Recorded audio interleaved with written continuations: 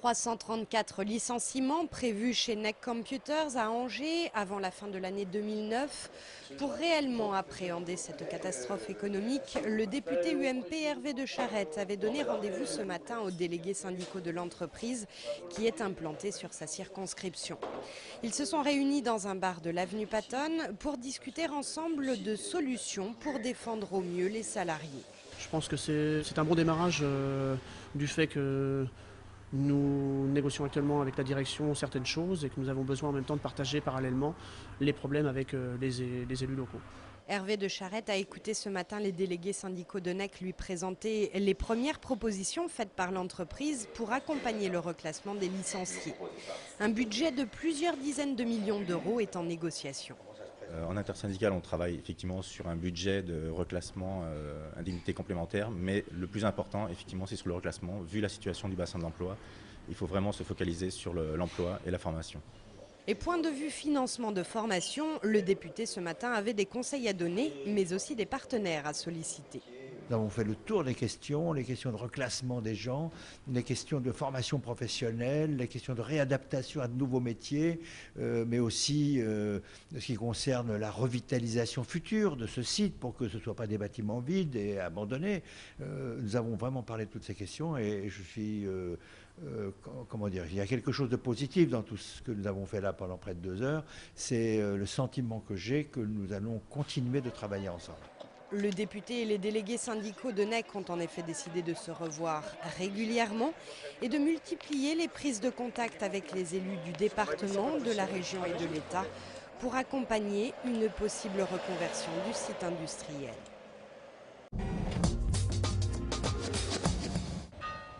Un centre-ville quasiment désert, à Avrier comme à Angers, les travaux liés à l'implantation du tramway ont leur lot de désagréments.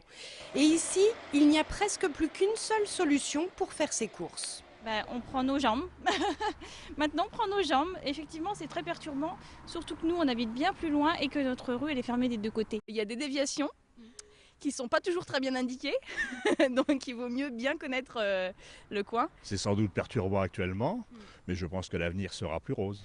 Et oui, les Avriais vont devoir prendre leur mal en patience. La municipalité est bien consciente des problèmes, mais ne peut pas faire plus. On essaye d'être le plus réactif possible et de fermer le moins de choses possible. Donc dès que c'est possible, on rouvre. Là, on a rouvert pendant 15 jours, là où on se situe, donc entre le carrefour de la Ternière et la route Amiral de la Nouvelle de la Flèche. Donc on s'adapte de manière à ce que les nuisances soient le plus limitées possible.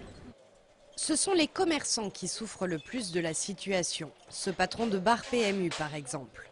Heureusement qu'on a nos habitués, vraiment nos habitués le matin, et puis qui viennent faire leur petite tiercée. Autrement, dans la journée, c'est très très calme. Et le soir, il n'y a plus personne. Pascal Joly estime avoir perdu 10% de son chiffre d'affaires. Alors il a déposé un dossier auprès de la commission d'indemnisation mise en place pour ces travaux. Du côté de la municipalité, on considère qu'il faut revoir certains critères d'attribution de ces indemnisations. Et notamment celui qui concerne l'impossibilité totale d'accéder au commerce. C'est très rarement le cas parce qu'un accès est toujours possible au moyen de déviation ou de chemins piétonniers. Mais la clientèle a des habitudes et se perd un petit peu dans les déviations. L'adjointe au maire a décidé de faire remonter l'information à Angers-Loire Métropole et à sa commission d'indemnisation.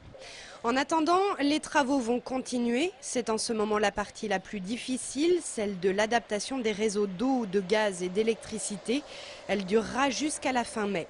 Ensuite, la circulation sera réouverte sur l'artère principale d'Avrier, mais seulement dans le sens Montreuil-Angers. Le tramway, lui, devrait être livré au plus tard, début 2011. C'est notre homme du jour. Éric Lenné s'envole ce week-end pour le Sénégal, d'où il prendra ensuite le départ de la Bouvet-Rame-Guyane le 8 mars prochain.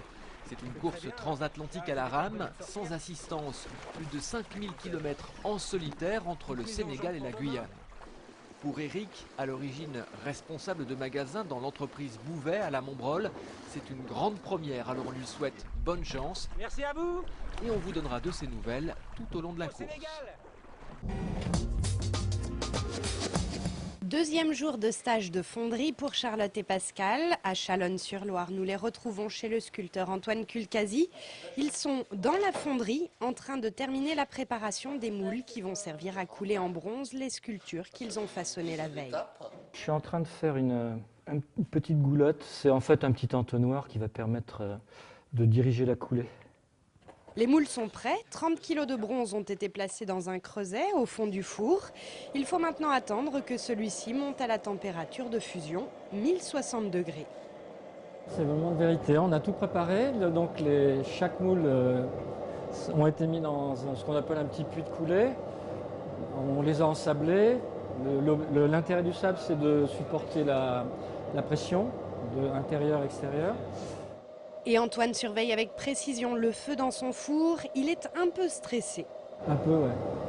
Ouais, parce que j'ai pas envie de louper les pièces. Et puis je veux que les personnes repartent avec leur œuvre entière. Les stagiaires d'Antoine, eux, attendent patiemment. Ça va être un moment où il va falloir beaucoup de concentration pour Antoine. Donc nous, on va être là à regarder et à photographier aussi, parce que c'est vrai que c'est un moment qui est assez joli aussi, la coulée, donc voilà. Et quand enfin ça démarre, le fondeur ne perd pas de temps. Il va devoir couler toutes les pièces en une seule fois.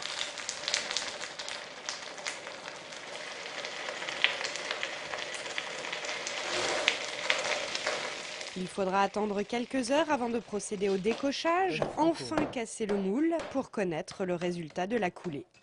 On peut dire que c'est bon, hein?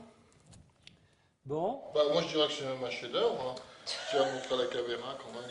Tu vas garder c'est un beau trophée. Il restera à nettoyer les sculptures, ciseler leurs petits défauts, les patiner éventuellement.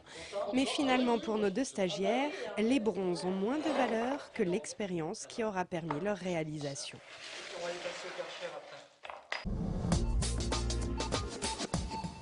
Ce sera peut-être l'une de vos destinations pour la balade du week-end. Le forum du Théâtre du Quai à Angers se transformera en effet demain après-midi et dimanche en un gigantesque jardin. Organisé par Végépolis, le pôle de compétitivité du végétal spécialisé, cette manifestation vous permettra notamment de vous divertir et de vous informer sur des thèmes comme les paysages, l'alimentation ou bien encore les compositions florales. Au total, 6 pôles d'information différents seront à la disposition des curieux. A noter que cette manifestation, dont c'est la première édition, sera entièrement gratuite pour les visiteurs.